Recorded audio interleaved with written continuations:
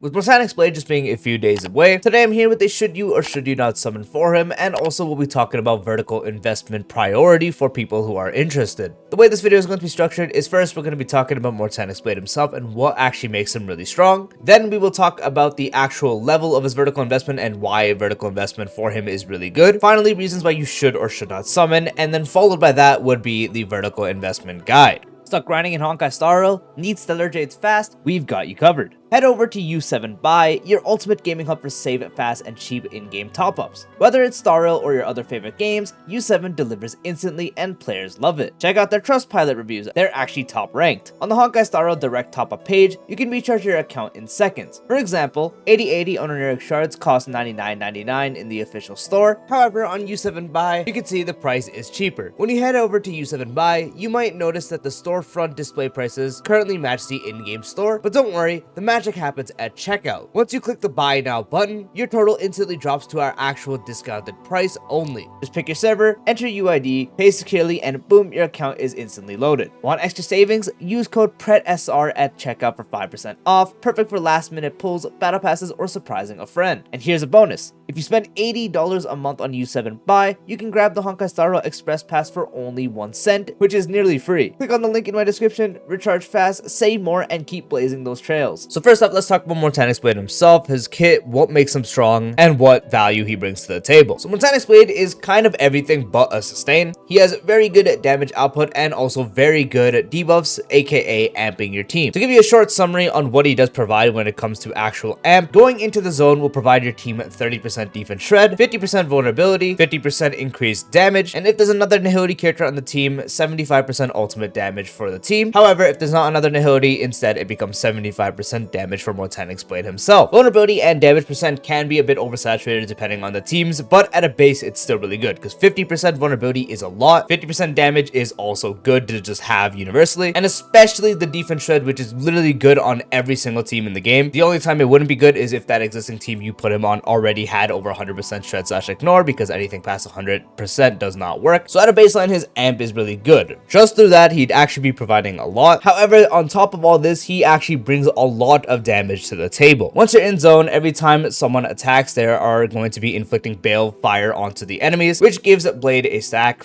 or just a charge. He's also able to actually use a skill in his ultimate state, increases his own crit rate by 20% and crit damage by 60%, and reaching that stacks allows him to regenerate energy and also make him use his skill an extra time that is considered a follow-up attack. And in his ultimate, he has his own enhanced ultimate, which has a very big multiplier of 350% of Blade's own max HP, and a lot of this damage adds up throughout the battle. Think of when Tribi did actually release. Maybe nowadays, especially a lower invested in Tribi that's also not getting any buffs besides her, isn't going to add up to much, but back then, that damage that she did throughout the battle added out a lot. Those extra follow-up attacks, you just continuously rack that up and rack that up and rack that up. Blade here is pretty much the modern version of that. He actually has a lot more frequency, his damage numbers are higher, and even if he's not really a target of anyone else's debuffs or buffs, to amp his damage, it's still going to add up to a pretty good amount, even if you're building him on something like an Eagle plus Von Walk setup. So through his own amp alone, he can actually do some pretty solid damage, and then if you have more characters on the team providing AoE buffs or debuffs, his damage is going to be that much higher. He actually contributes a good amount of damage throughout the battle. He's also extremely flexible, and I mean this guy can literally be slot into almost any team. Of course, there are some teams that would be a bit more of a downgrade to maybe a side grade. He's so strong that he can actually be a side grade on Mono Remembrance to Cyrene, and can be slightly better if you have his E1 because he does technically have the better E1. But of course, when you look at E2 plus, Cyrene is gonna be a lot better, and it's also relatively boss dependent. However, this guy is just universal. You can literally put him in Elation, even though unfortunately they can't make use of the damage percent buffs besides Evanescia, but it's still not much for her. His debuffs are just that good. Sustain this spot for Dot, especially since he has good frequency to apply Heislin's talent.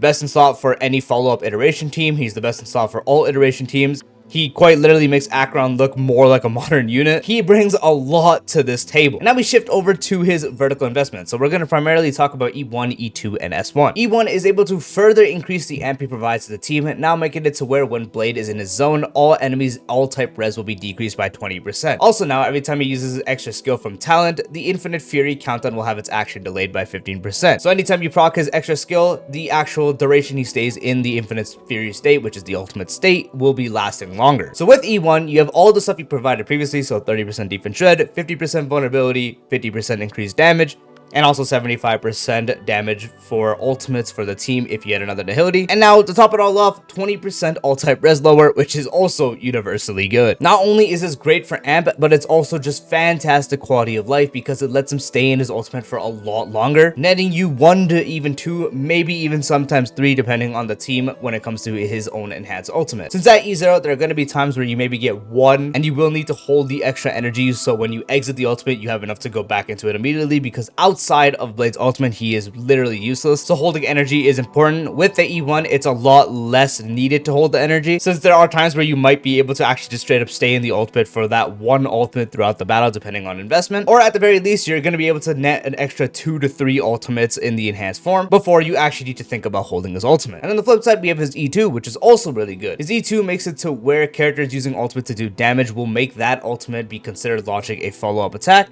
He will also now increase follow-up attack damage dealt by allied targets by 75% and decrease the amount of charge he needs to 7, so instead of 9, it is 7. So the actual thing of making ultimates considered a follow-up attack is situational, since a lot of cases it wouldn't actually do anything. However, since his E2 is able to provide 75% follow-up damage increase, that is even more amp. So all the amp we talked about previously, res lower from E1, 30% shred, 50% vulnerability, and also the 50% damage and 75% to ult. Now on top of that, you also have the 75% to follow-up attacks. Unconditionally, this is going to be boosting Blade's own damage as well, since now his extra skill, which is considered a follow-up attack from his actual talent, that is going to be getting this buff. His ultimate is now considered a follow-up attack, so that's going to get the buff. And this also enables a lot of Blade Veil comps. If you don't know what Blade Veil is, it is just Blade plus Ash Veil.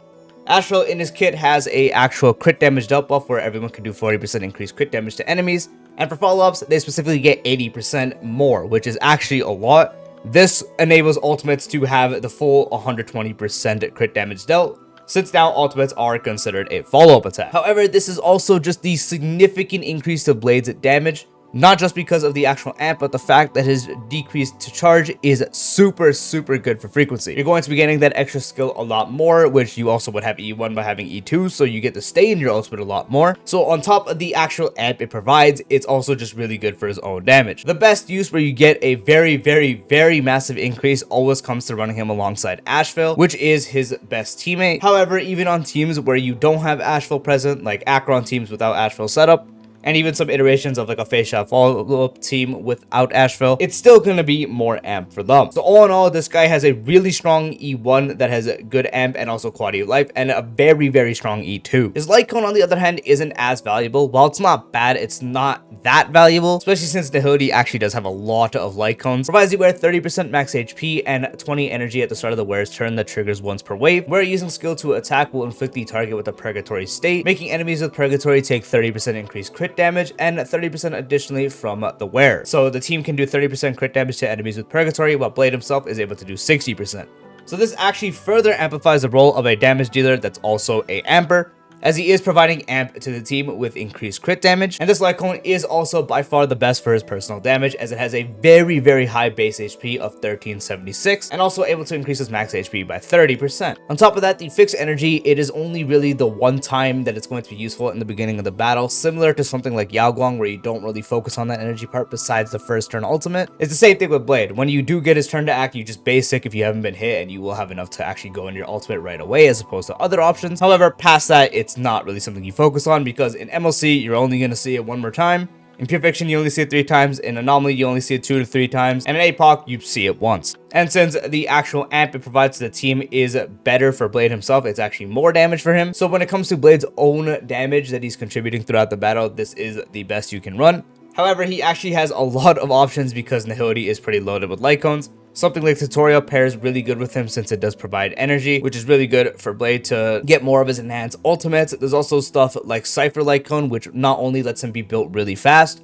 but provides even more defense shred, which pairs absolutely perfect with his actual base kit defense shred of 30%, since with Cypher Cone on him and reaching 170 speed, with his base kit 30% shred and Cypher Light Cone at 24% shred, you have 54% shred, which is absolutely ludicrous. And then he even has something like the Battle Pass Light Cone, which is vulnerability, so even more there, and also increased damage for Blade. There's just a lot of options and alternatives you do have, and his E1 and E2 are actually just better, so the light cone isn't as much of a consideration. Finally, reasons why you should or should not summon for Mortenax Blade. To be 100% honest with everyone, just like I did mention in my should you summon for Tribi, just having her is really good, especially if you have an account where supports are in high demand and your teams are pretty set, Mortenax Blade falls under the category of just such a broken generalist. Even if he is specialized for ultimate or mainly the Blade Veil follow-up team, he's still just really good to have. There's not really an account where I wouldn't recommend pulling Mortenax Blade. Even just having him E0 S0 is fine, since he's just such a good slot in if you're really missing that last teammate, or maybe you have two similar teams where you do actually have to break it down and it would be really nerfed.